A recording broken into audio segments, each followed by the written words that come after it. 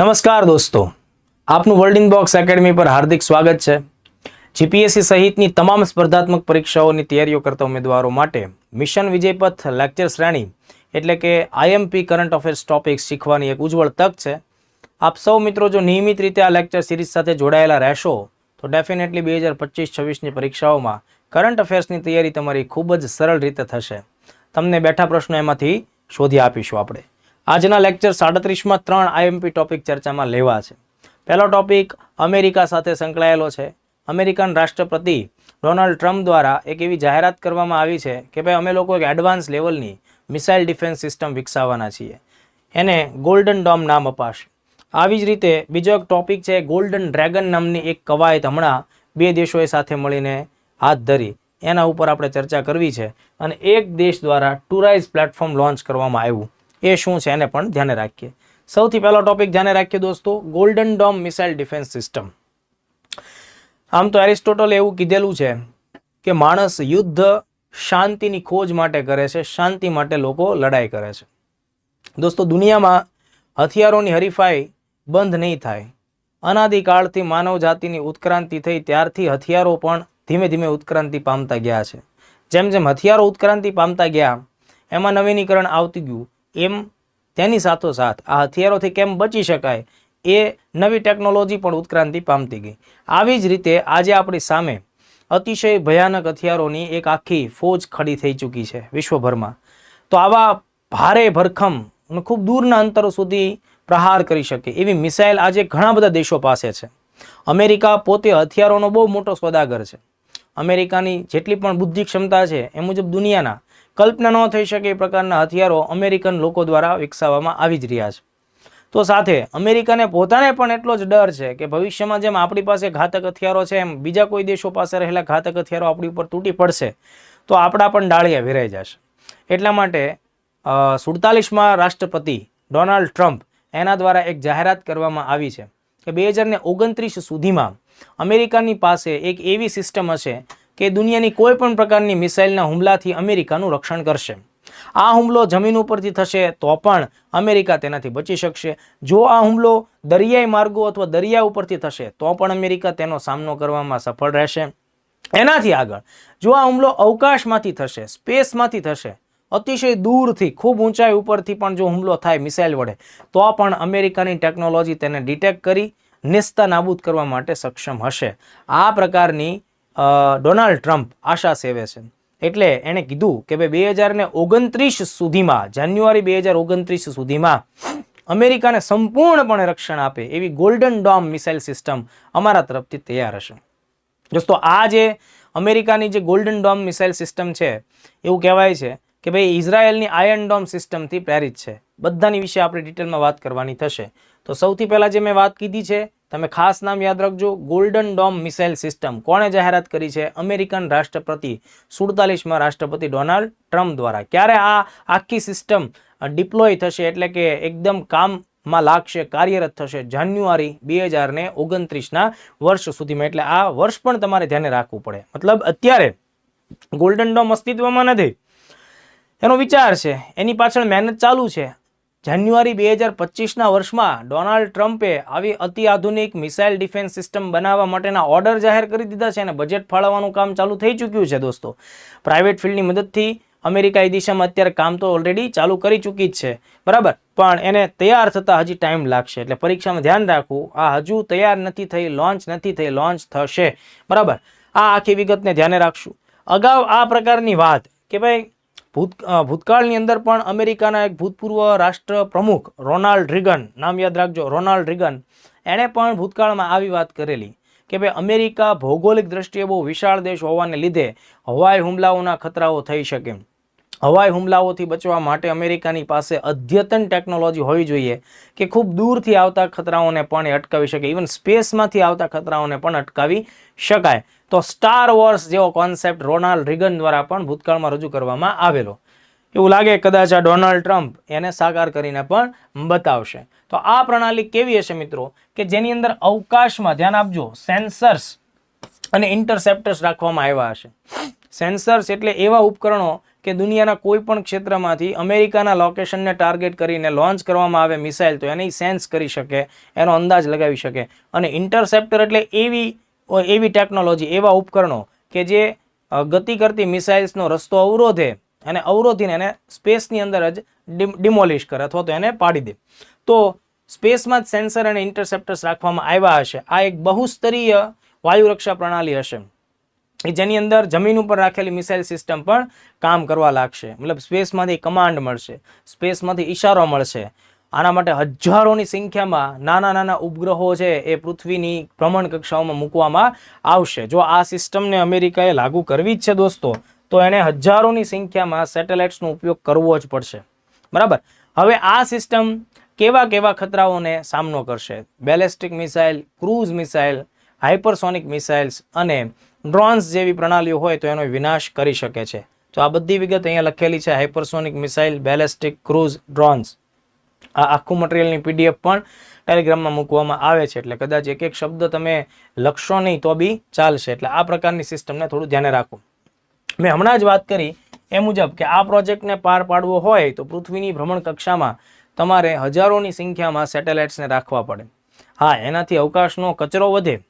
આ મિલિટરી માટેના જે સેટેલાઇટ્સ આપણે ઉપયોગમાં લેશું તો એનાથી સિવિલ પર્પઝથી જે મુકાયેલા સેટેલાઇટ છે એના માટે જગ્યા ન પણ વધે, એમની વચ્ચે આંતરિક અથડામણો પણ થાય, એટલે સિવિલ પર્પઝ થોડોક ડાઉન પડે એવું પણ બની શકે. એટલે એની સાઇડ ઇફેક્ટ્સ છે.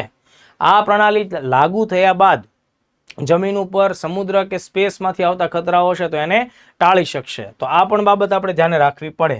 બરાબર. એટલે માત્ર અવકાશમાંથી આવતા ખતરાઓ માટે જ એ અસરકારક છે એવું ના સમજતા, જમીન અને સમુદ્રમાંથી ઊભા થતા ખતરાઓને પણ એ અવરોધી શકે, એ પણ એની એક વિશેષતા છે. તો એ વિશેષતાના દૃષ્ટિકોણથી ધ્યાને રાખો.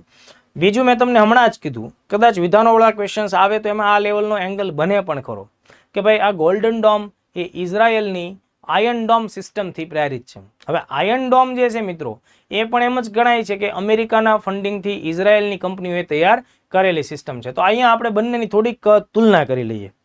કદાચ બની શકે કે આ તુલનામાંથી પણ કંઈક આઈએમપી પ્રશ્નો આપણને જડી જાય. બરાબર. તો એક તરફ ગોલ્ડન ડોમ જે ભવિષ્યમાં બનશે, ઇઝરાયલની આયર્ન ડોમ જે અત્યારે કાર્યરત છે. તો ગોલ્ડન ડોમમાં તમારે કયો દેશ યાદ રાખવો જોઈએ? યુએસએ. અને આયર્ન ડોમમાં ઇઝરાયલ. બરાબર. તો પહેલા તો આ બેઝિક બાબતમાંથી સવાલ આવી શકે. આ ક્યારે મતલબ કે શું ગોલ્ડન ડોમ અત્યારના ધોરણે કાર્યરત છે? જવાબ છે નહીં, વિચારાધીન છે. કોન્સેપ્ટ છે એની પર કામ ચાલુ હશે, એનો પ્લાન, પ્રોજેક્ટ બધું બની ગયું હશે. એટલે હાલમાં અસ્તિત્વમાં નથી, વિચારોની અંદર છે. અત્યારે આયર્ન ડોમની પોઝિશન શું છે? એક્ટિવ છે, કાર્યરત છે. બરાબર. 2011-12 થી 2013ના સમયગાળા દરમિયાન આ સિસ્ટમ ઓલરેડી કાર્યરત થઈ ચૂકી. એટલે એક દશક વર્ષથી એમ કહી શકાય, છેલ્લા એક દાયકાથી એ એક્ટિવ મોડ ઉપર છે. બરાબર. ખાસ ધ્યાન રાખવું. ગોલ્ડન ડોમ બનશે ત્યારે એ લોંગ રેન્જથી ખૂબ દૂરથી આવતા ખતરાઓ માટે કામ કરશે. ખૂબ દૂર રહેલા અથવા વેરી લોંગ, ખૂબ દૂર, સુદૂરના ખતરાઓને પણ ટાર્ગેટ કરી શકશે. એની કમ્પેરિઝનમાં આયર્ન ડોમ છે, ખાસ ધ્યાન રાખો, એ શોર્ટ રેન્જ સિસ્ટમ છે. નજીકના અંતર ઉપરથી આવતા ખતરાઓ માટે કામ કરે છે. ખૂબ દૂરથી આવતા ખતરાઓને એ એક્ઝેક્ટલી ટ્રેસ કરી અને તોડી પાડવા માટે એટલી સક્ષમ નથી. એટલે iron dome generally short range system કહેવાય. બરાબર. આ બનશે ત્યારે લોંગ અથવા વેરી લોંગ રેન્જ સિસ્ટમ તરીકે ધ્યાને રાખવી પડશે. અને સ્વાભાવિક છે કે ભાઈ ઇઝરાયલનું કદ નાનું છે. બરાબર. ઇઝરાયલનું ક્ષેત્રફળ ઓછું છે, જ્યારે અમેરિકા, યુએસએનું ક્ષેત્રફળ અને એનો આખો વિસ્તાર ખૂબ વધારે છે. એટલે એની ભૌગોલિક જરૂરિયાત પણ કેવી હોય? વધારે જ હોય. બરાબર. તો એ બાબત ધ્યાને રાખવી જોઈએ. બીજું બંનેમાં તફાવત મોટામાં મોટો એ પણ છે કે ગોલ્ડન ડોમમાં સેટેલાઇટ સિગ્નલ્સની અને સેટેલાઇટ સેન્સર્સની મદદ લેવામાં આવશે, જ્યારે આયર્ન ડોમ છે એ માત્ર ને માત્ર જમીન ઉપર સ્થાપિત કરાયેલી રડાર પ્રણાલીનો ઉપયોગ કરીને કામ કરે છે. એમાં ઉપગ્રહોનો સમાવેશ થતો નથી. એટલે આ વિગત તમારે લોકોએ ખાસ પરીક્ષા માટે ધ્યાને રાખવી જોઈએ. મે બી વિધાનવાળા લેન્ધી ક્વેશ્ચન્સને સોલ્વ કરવા માટે આ માહિતી ખૂબ જરૂરી બને છે. આ આખી કામગીરીમાં અમેરિકા પોતાના ખાનગી ક્ષેત્રને ધ્યાન રાખજો, ખાનગી ક્ષેત્રની કંપનીઓ ઇન્વોલ્વ થશે. જેમ કે વિશ્વવિખ્યાત કંપની છે Lockheed Martin, L3 Harris technology, RTX corporation. આ ત્રણના નામનો ઉલ્લેખ અત્યારના ધોરણે કરવામાં આવેલો છે. તો ફરીથી ધ્યાન રાખો, લોકહીડ માર્ટિન બહુ જ વિશ્વવિખ્યાત કંપની છે ડિફેન્સના ફિલ્ડમાં. L3 Harris technology and RTX corporation, આ 3 કંપનીઓ વર્તમાન સમયમાં આ પ્રોજેક્ટ માટે એને ફંડ ફાળવવામાં આવ્યું છે ટેકનોલોજી ડેવલપ કરવા માટે. આ વાત આપણે ઓલરેડી થઈ. જાન્યુઆરી 29 સુધીમાં આ સિસ્ટમ તૈયાર થશે. ડોનાલ્ડ ટ્રમ્પ એવું કહે છે કે $175 બિલિયન ની જરૂર પડશે. પણ ટેકનોલોજી નિષ્ણાંત લોકોનું કહેવાનું એમ છે કે આ બંને બાબત છે મિત્રો, આ વ્યવહારિક નથી. તમને તો પરીક્ષામાં પૂછાય તો આના એંગલથી જ પૂછાય, પણ કેટલાક એક્સપર્ટ લોકોએ એવી વાત કરી છે કે ભાઈ આ આખા પ્રોજેક્ટમાં આશરે 831 બિલિયન અમેરિકન ડોલરનો સમાવેશ થાય. અને પ્રેક્ટિકલી જો આખા અમેરિકાને કાયમ માટે પ્રોટેક્શન આપવા જેવી મોટી સિસ્ટમ બનાવવી હોય તો એ 2029માં ના બને, એને 2040 સુધીનો ટાઈમ લાગે, આવું કહેવાનું થાય છે. પણ આપણે ડોનાલ્ડ ટ્રમ્પે જે કીધું છે એ વાતને તમે લોકો ધ્યાને રાખો, બરાબર? તો આટલા ફેક્ટ્સને નજરઅંદાજ બિલકુલ પણ તમે લોકો કરશો નહીં. હવે જુઓ, આની અસરો મેં તમને કીધી કે જ્યારે કોઈ એક દેશ વધુ તાકાતવાળું હથિયાર અથવા ડિફેન્સ સિસ્ટમ બનાવતું હોય તો સ્વાભાવિક છે કે એના હરીફો ગણાતા દેશો હોય એમના ઉપર પણ એક પ્રેશર આવે, એક ફરજ પડે કે ભાઈ આ દેશ આ કરે છે તો આપણે પણ એવી જ વસ્તુ વિકસાવવી જોઈએ. એટલે આનાથી સ્પેસ રિલેટેડ જે એવી ટેકનોલોજી વિકસાવવામાં આવશે કે જે હથિયારો સાથે સંબંધિત હોય, ડિફેન્સ સાથે સંબંધિત હોય, એટલે સ્પેસમાં એક અલગ રેસ તમને જોવા મળશે. આનો સીધો મતલબ એમ થાય કે ભવિષ્યમાં ચીન, રશિયા અને નોર્થ કોરિયા, જે અમેરિકાના પરંપરાગત રીતે વિરોધી કટ્ટર દુશ્મનો પણ છે, એ લોકો પણ ભવિષ્યમાં આ પ્રકારની સિસ્ટમ્સ વિકસાવવા માટે મહેનત અત્યારથી ચાલુ કરી દેશે. એટલે સ્પેસ ફિલ્ડમાં એક વોર જોવા તમને મળી શકે છે, હથિયારોની હોડ તમને જોવા મળી શકે. બીજો આનો એક આડઅસર અથવા નુકસાની મેં તમને અગાઉ પણ કીધી એ મુજબ કે જ્યારે અવકાશમાં તમે હથિયારો માટેના ઉપગ્રહો મૂકશો, બરાબર છે, ડિફેન્સ સિસ્ટમ માટેના, તો એનાથી સિવિલ પર્પઝ માટેના ઉપગ્રહો મૂકવા માટેની જગ્યા નહીં વધે. કારણ કે તમે ગમે ત્યાં આડેધડ સેટેલાઇટ્સ મૂકી નથી શકતા. ચોક્કસ ઓર્બિટ્સના ગુણધર્મો પ્રમાણે જ આપણે શું કરવું પડે, સેટેલાઇટ્સને મૂકવા પડે. આનાથી ઉપગ્રહોની વચ્ચેની આંતરિક અથડામણો પણ વધી શકે. એટલે અર્લી વોર્નિંગ સિસ્ટમ્સ જે છે, સ્પેસની જે સિચ્યુએશન અવેરનેસ, એને પણ ખૂબ વધારવી પડે. એટલે ઇન શોર્ટ કે ખર્ચો વધવાનો છે, તો આ બધા મુદ્દાઓ આની આડઅસરના મુદ્દાઓમાં આવશે, બરાબર? તો એને પણ તમારે ધ્યાને રાખવું પડે. હવે જુઓ, અત્યારના ધોરણે અમેરિકાનું એક ટ્રેડિશનલ પરંપરાગત પાર્ટનર છે કેનેડા. જનરલી કેનેડા, યુકે જેવા દેશો મોટાભાગે અમેરિકા સાથે રક્ષા સંબંધી વિવિધ પ્રકારના કરારો કરતા જોવા મળ્યા છે. પણ આ સિસ્ટમમાં અત્યારના ધોરણે કેનેડા હજી સામેલ થશે કે કેમ એ કહી શકાય તેમ નથી. કેનેડાની સરકાર અત્યારના ધોરણે આ મુદ્દાઓ પર વિચાર કરી રહી છે કે ભાઈ અમેરિકા જ્યારે આટલું મોટું કરી રહ્યું છે તો આપણે એમાં ભાગ લઈ શકીએ પણ ખરા. એટલે એ આખું વિચારાધીન છે. ઇન ફ્યુચર કદાચ તમે પરીક્ષા દેવા જાઓ એ પહેલાં કેનેડા ઓફિશિયલ એવી જાહેરાત પણ કરી દે કે અમે આ પ્રોજેક્ટ સાથે સંકળાયેલા છે. હાલમાં કેનેડાનું સ્ટેન્ડ છે એ વિચારાધીન છે, એ બાબતને ધ્યાને રાખવી. હવે બીજો એક સવાલ આવે કે સર જો યુએસએ અત્યાર સુધી, મતલબ કે અત્યારે યુએસએ પહેલી વાર એમ કીધું કે અમે ગોલ્ડન ડોમ જેવું બનાવવા માંગીએ છીએ, તો શું ભૂતકાળમાં અમેરિકાની પાસે એવી કોઈ સિસ્ટમ નહોતી કે જે અમેરિકાના ક્ષેત્રને પ્રોટેક્ટ કરી શકે? તો અત્યારે હાલના સમયે અમેરિકા અને કેનેડા દ્વારા સંયુક્ત રીતે તૈયાર કરાયેલી એક નોરાડ નામની પ્રણાલી છે, જે એને અવકાશ આધારિત બાબતોની માહિતી આપે છે અને કદાચ સંભવિત હુમલાઓ થાય તો એ અંગેની ચેતવણી પણ આપે છે. એટલે એવું નથી કે હાલમાં અમેરિકાની પાસે કોઈ સિસ્ટમ ના હોય. અમેરિકાની પાસે સિસ્ટમ છે જે અમેરિકા વત્તા કેનેડા બંનેને સંયુક્ત રીતે પ્રોટેક્ટ કરે છે અને બંને સાથે મળીને તેને મેનેજ કરે છે. એ જે સિસ્ટમ છે એ નોરાડ છે, 1958થી કામ કરે છે. નોરાડનું પૂરું નામ તમે ધ્યાને રાખો, north American aerospace defence command, બરાબર. 1958માં કોલોરાડો અમેરિકાનું અગત્યનું શહેર કોલોરાડો ખાતે આ નોરાડ સિસ્ટમનો કમાન્ડ આવેલો છે, એનું હેડક્વાર્ટર આવેલું છે. હવે નોરાડ સિસ્ટમ છે, તમારે ખાસ ધ્યાન રાખવું જોઈએ, 1958થી કામ કરે છે અને એ કયા બે દેશોની સંયુક્ત પ્રણાલી છે? America, Canada. તમે અહીંયા ભૂલ ન કરો. ઉત્તર અમેરિકા ખંડની આપણે વાત કરતા હોઈએ ત્યારે એમાં કેનેડા દેશની સાથે યુએસએ આવે અને મેક્સિકો પણ આવે. પણ આ સિસ્ટમમાં મેક્સિકોનો સમાવેશ થતો નથી. એટલે MCQ 1-2 લેવલે આવે તો ધ્યાન રાખવું, બે દેશ. જનરલી કેનેડાની જગ્યાએ તમને યુકે પણ આપી દેવામાં આવે તો આ લેવલે પ્રશ્નો બની શકે છે, તો એને થોડાક ઝીણવટપૂર્વક નજરથી તમારે જોવાનું રહેશે. આ અમેરિકાને હવાઈ અને અવકાશી સુરક્ષા પૂરી પાડે છે. એ ઉપરાંત એના કેટલાક ફંક્શન્સ છે તમારે ખાસ ધ્યાને રાખવા જોઈએ. આ નોરાડ સિસ્ટમ કેવી રીતે કામ કરે છે? જમીન ઉપર રાખેલા રડાર અને સેન્સર્સનો ઉપયોગ તો કરે જ છે, સાથોસાથ સેટેલાઇટ પ્રણાલીનો ઉપયોગ પણ કરે છે. હવાઈ ચેતવણી મતલબ એરિયલ વોર્નિંગ, કોઈ થ્રેટ આવતા હોય તો એ અંગેની માહિતી, બરાબર, અને એને નિયંત્રણ કામગીરી પણ આ સિસ્ટમ કરે છે. બેલેસ્ટિક મિસાઇલ અને અન્ય કોઈ અવકાશી ખતરાઓ હોય, બરાબર, તો એ અંગેની માહિતી ચેતવણી પણ આપે છે. અને આ ઉપરાંત એક બહુ અગત્યનો નોરાડ સિસ્ટમનો ફાયદો છે એ છે SSA, સ્પેસ સિચ્યુએશનલ અવેરનેસ.